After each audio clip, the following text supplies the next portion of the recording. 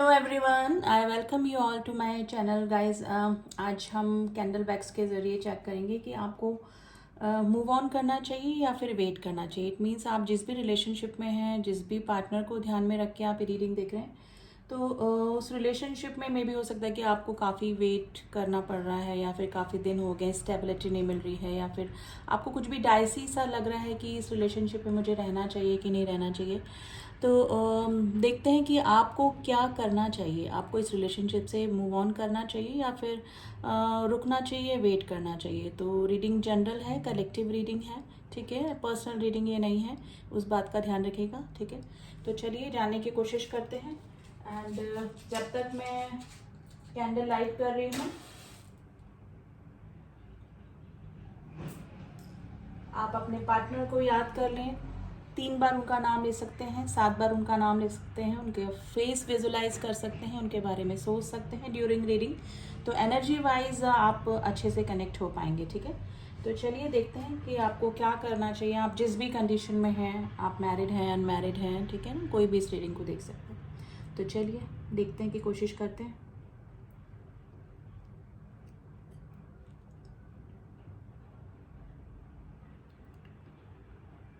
देखिए स्टार्टिंग में ये ना ब्लैक वैक्स गिरने लगा है, जो कि थोड़ा सा ऑब्स्टिकल और नेगेटिविटी को ही बता रहा है। मुझे फैमिली प्रॉब्लम लग रही है, यानी कि फैमिली से रिलेटेड कुछ प्रॉब्लम हो सकता है। इस पर्सन की कुछ ना कुछ मजबूरियां हैं, कुछ रिस्पॉन्सिबिलिटीज़ हैं, जिसकी वजह से ये पर्सन आपको कमिटमेंट या स्टेबिलिटी इस रिश्ते में नहीं दे पा रहे, यानी कि काफ़ी सारी प्रॉब्लम से घिरा हुआ ये पर्सन मुझे लग रहा है। देखिए मेल फीमेल आप अपने अकॉर्डिंग देख लीजिएगा। ये जो भी पर्सन है, मे बी आप किसी मैरिड पर्सन से डील कर रहे हैं, और अगर मैरिड पर्सन से डील नहीं कर रहे हैं तो फैमिली में कोई इस तरह का पर्सन हो सकता है जो कि आपके और इनके रिश्ते के खिलाफ हो सकता है। देखिए ऑब्स्टिकल्स हैं, टू कंफ्यूजन में है ये पर्सन जो भी हैं। इनको लगता है कई बार कि ये अपनी फैमिली को एग्री कर लेंगे और ये रिलेशनशिप आगे बढ़ जाएगा, लेकिन कभी कभी फैमिली के इस तरह की प्रॉब्लम्स देखकर, यानी कि फैमिली का स्ट्रिक्ट होना या फिर कुछ इस तरह के पर्सन फैमिली में होना, जिसकी वजह से वापस ये डीमोटिवेट हो जाते हैं। और अगर फैमिली नहीं है, और अगर आप मे बी देखिए किड्स दिख रहे हैं, बच्चे दिख रहे हैं, तो मे बी आप किसी मैरिड पर्सन से डील कर रहे हैं। तो ऑब्वियसली अगर आप किसी मैरिड पर्सन से डील कर रहे हैं तो ऑब्स्टिकल्स आने ही आने हैं। हो सकता है कि स्टार्टिंग में ये रिलेशनशिप आपका और जो इनका था वो सीरियस ना हो। ये आप लोगों ने एक दूसरे को जानने के बाद भी कि ये भी मैरिड हैं, आप भी मैरिड हैं, उसके बाद भी रिलेशनशिप में आप लोग आए, लेकिन अब सीरियस आप काफ़ी हो चुके हैं। मे बी हो सकता है कि इतना सीरियस, देखिए नेगेटिविटी है कुछ ना कुछ, ज़रूर से ऑब्स्टिकल्स आप दोनों के रिलेशनशिप में हैं। तो डेफिनेटली अब हो सकता है कि आप स्टेबिलिटी मांग रहे हैं, या फिर ये पर्सन जो है स्टेबिलिटी की चाह इस रिश्ते में कर रहे हैं, लेकिन मैरिड होने की वजह से ऑब्स्टिकल्स आप दोनों के बीच में बने हुए हैं। देखिए किड्स से ये पर्सन काफ़ी अटैच्ड हैं, इनके बच्चे जो हैं उसकी वजह से ये अपने कदम बैक में ले लेते हैं। और अगर आप किसी मैरिड पर्सन से डील नहीं कर रहे हैं तो ये किसी के अंडर, मतलब अंडर प्रेशर हो सकते हैं, यानी कि ये किसी के बच्चे हो सकते हैं, यानी इनके ऊपर किसी का, जैसे कोई फादर फिगर हो गए या मदर फिगर हो गए, या कोई एल्डर सिस्टर ब्रदर कोई हो सकता है, जिसकी वजह से ये खुद चाह के अपने लिए कोई भी डिसीजन नहीं ले सकते हैं। तो ये सिचुएशन गाइज मुझे लग रही है, आप काफ़ी दिनों से इस रिश्ते में स्टेबिलिटी की चाह कर रहे हैं। कई बार मेरे जो व्यूअर्स हैं उनको लगता है कि इस रिश्ते से, देखिए कन्फ्यूज़न की स्थिति आई है, मूव ऑन करना चाहिए और आगे किसी रिश्ते में जाना चाहिए, क्योंकि मे भी हो सकता है कि आपके पास में भी कोई और ऑप्शंस भी आ रहे हों, ठीक है। आप भी काफ़ी दिनों से फेड अप हो चुके हैं इस रिलेशनशिप में कंटिन्यू करते हुए, क्योंकि आपको लग रहा है कि इस रिलेशनशिप का कोई फ्यूचर नहीं है। Number 11 is very important today, number 9, number 8, letter C काफ़ी प्रोमिनेंट निकल के आया है, लेटर वी निकल कर आया है काफ़ी अच्छे से, लेटर एम निकल कर आया है। गाइज आप जैसे ही मूव ऑन करने की कोशिश करते हो, क्योंकि कन्फ्यूज़न की स्थिति मुझे लग रही है, वैसे ही इस पर्सन की तरफ से कुछ इस तरह से एक्शन होता होगा कि आप वापस से थोड़ा सा उम्मीद आपके दिल और दिमाग में होती होगी कि नहीं अभी भी कुछ चांस बाकी हैं। तो ये पर्सन भी कंफ्यूज हैं, आप भी कंफ्यूज हैं, लेकिन मेरे जो व्यूअर्स हैं अभी कोई स्ट्रिक्ट डिसीजन लेने के मूड में मुझे लग रहे हैं। अगर इस पर्सन ने कांटेक्ट करने की कोशिश भी करी है तो अभी आपने या तो ये कह के इग्नोर किया है या फिर कि अब उनको कोई आपको स्टेबिलिटी चाहिए इस रिलेशनशिप में। अब आप उनकी गोइंग विद द फ्लो इस रिलेशनशिप में नहीं जाना चाहते हैं, क्योंकि मे भी हो सकता है कि ये मैरिड हो सकते हैं, आप अनमैरिड हो सकते हैं।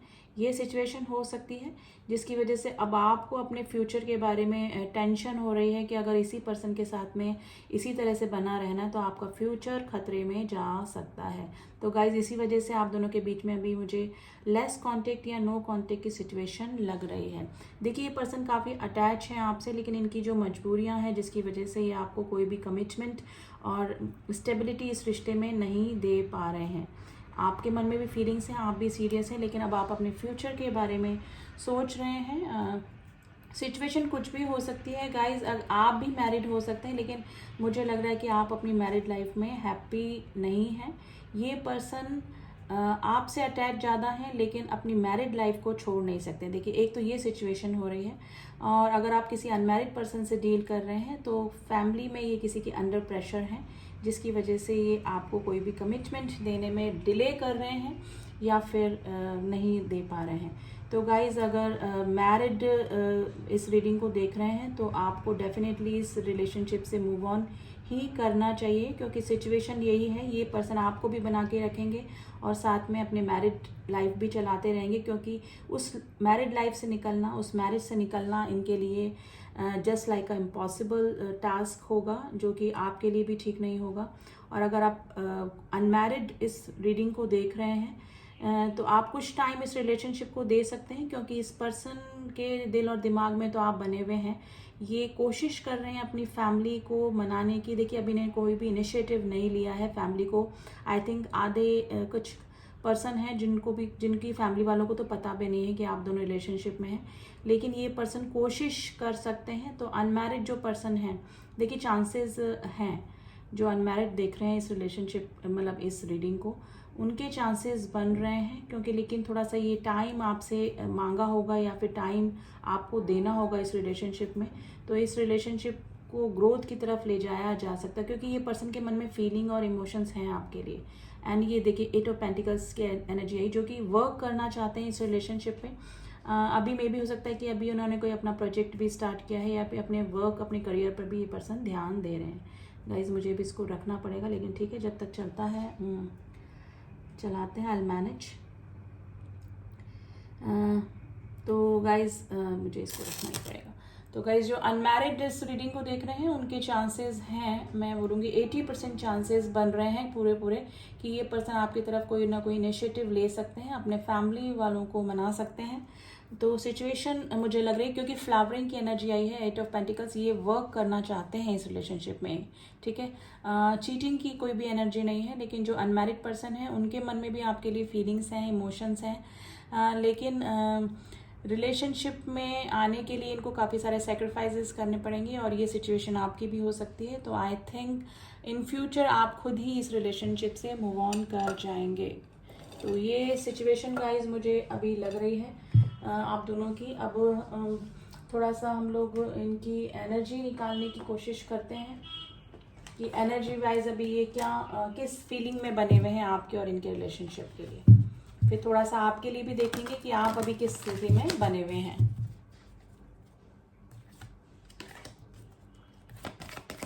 Please angels guide us, please angels guide us.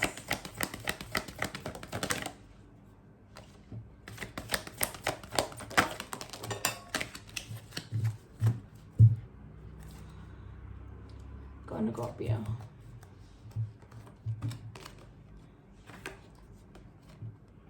Rest and determination,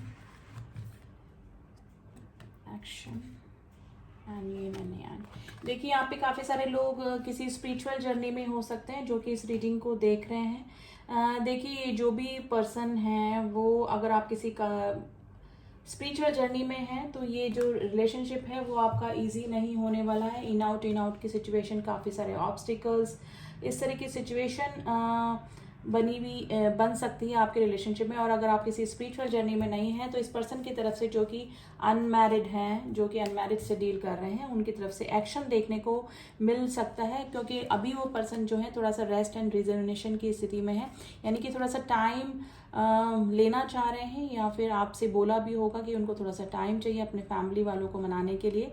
तो ये सिचुएशन गाइज मुझे लग रही है। लेकिन जो पर्सन मैरिड पर्सन से डील कर रहे हैं उनको धोखा मिल सकता है, यानी धोखा इन अ सेंस यानी कि स्टेबिलिटी मिलने के चांसेस मुझे कम लग रहे हैं, क्योंकि वो पर्सन ऑलरेडी काफ़ी सारी रेस्पॉन्सिबिलिटी के नीचे दबा हुआ है।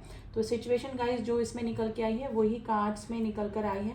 और अगर आप किसी स्पिरिचुअल जर्नी या ट्विन फ्लेम जर्नी में डील कर रहे हैं, तो सॉरी, ये नैन यांग का कार्ड होता है जो कि ट्विन फ्लेम जर्नी को शो करता है।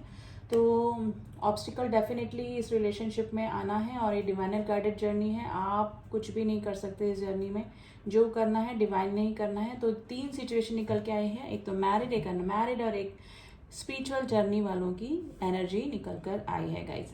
अब देखते हैं कि आपके लिए क्या सिचुएशन बनी हुई है, आप किस एनर्जी में बने हुए हैं अभी।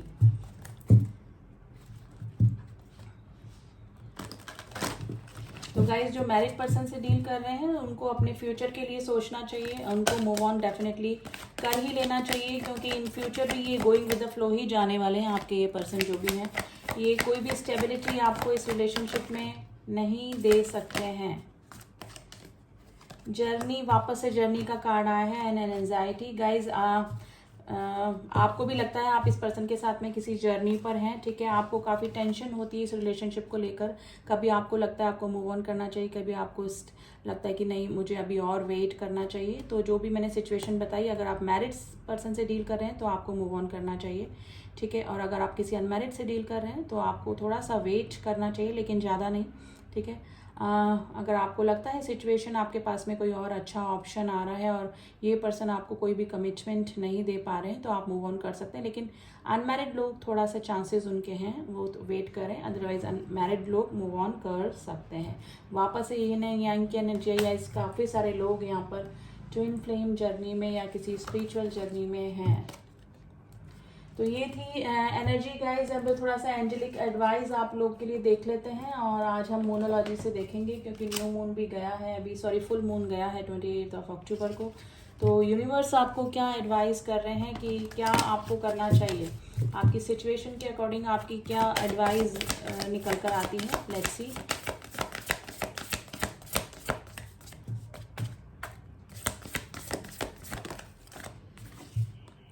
Hold your vision, fixed moon. देखिए आप अपने विजन को, अपने सोच को होल्ड करके रखिए। आप भी डामाडोल मत होइए। कभी आपको लगता है मूव ऑन करना चाहिए, कभी आपको लगता है कि नहीं रुकना चाहिए। आपकी सिचुएशन क्या आपको बता रही है। वैसे मैंने आपको गाइड कर दिया, मैरिड है तो आप मूव ऑन कर सकते हैं, अनमैरिड है तो थोड़ा वेट कीजिए, ठीक है। तो अपने विजन को, अपनी माइंड में क्लियरिटी बना के रखिए कि आपको क्या करना है, यानी कि आपको ही करना है। It's up to you. आपकी सिचुएशन देखकर आपको ही डिसीजन लेना पड़ेगा, और फेयर डिसीजन लेना पड़ेगा, ठीक है। एक कार्ड और हम निकालेंगे, सरेंडर टू द डिवाइन। देखिए डिवाइन पे छोड़ दीजिए, डिवाइन जो भी करेंगे वो अच्छा ही करेंगे। अगर आप स्पिरिचुअल जर्नी में हैं, ट्विन फ्लेम जर्नी में हैं, तो आप कुछ कर ही नहीं सकते। जो भी करेंगे डिवाइन टाइम पर ही होगा, डिवाइन ही करेंगे, ठीक है। तो इस जर्नी को, इस सिचुएशन को आप जिस भी सिचुएशन में है गॉड को सौंप दें, ठीक है। तो आने वाले टाइम में आपको खुद पता लग जाएगा कि क्या हो सकता है। लेकिन according to candle wax reading आपके सामने मैरिड पर्सन की भी जो सच्चाई है वो सामने आ जाएगी कि वो आपको स्टेबिलिटी दे पाएंगे कि नहीं, और जो अनमैरिड है उसकी भी सच्चाई आपके सामने आ जाएगी। तो आप खुद डिसीजन लेने में कैपेबल हो जाएंगे। तो इस टाइम पे आप इस जर्नी को, इस रिलेशनशिप को डिवाइन पे सरेंडर कर दीजिए। तो ये थी एडवाइस एंड एनर्जीज। आपकी भी हमने कुछ निकालने की कोशिश करी, और आपके पर्सन की भी। आई होप रीडिंग आपको पसंद आई होगी, and this is a general reading. Please उसको उसी तरह से लीजिएगा। एंड जो न्यू व्यूअर्स हैं, please do subscribe my channel अगर मेरे वीडियोज़ आपको पसंद आते हैं। एंड जिन्होंने भी किया हुआ है उनका दिल से थैंक यू। मिलती हूँ आपसे नेक्स्ट रीडिंग में, तब तक के लिए ओम साई राम, ओम नमः शिवाय।